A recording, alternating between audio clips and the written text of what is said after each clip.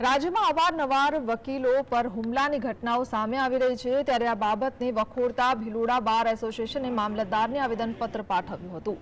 તેમજ ગુજરાત રાજ્યમાં advocate protection act પસાર કરવાની તાત્કાલિક જરૂરિયાત અંગે રાજ્યના જુદા જુદા બાર એસોસિએશન તરફથી સંયુક્ત રજૂઆત કરવામાં આવી હતી.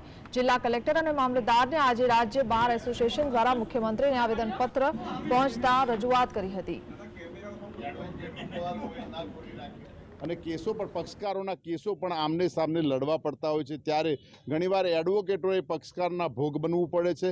ખોટી ફરિયાદો થતી હોય છે, ક્યાંક હુમલાઓ થતા હોય છે, એડવોકેટના પરિવાર ઉપર વેરમનસ્ય રાખી હુમલાઓ થતા હોય છે, ક્યાંક હેરાન કરવામાં આવતા હોય છે. એ માટે એડવોકેટ બિલ પાસ થાય અને એડવોકેટશ્રીને રક્ષણ મળી રહે એ માટે એડવોકેટ પ્રોટેક્શન બિલ ગુજરાત રાજ્યના વિધાનસભામાં પાસ થાય તે માટે ગુજરાતના મુખ્યમંત્રીશ્રી અને આપણા ગુજરાતના મહામહિમ રાજ્યપાલશ્રીને મામલતદારશ્રીના માધ્યમથી આવેદનપત્ર પહોંચાડવા માટેનો અમે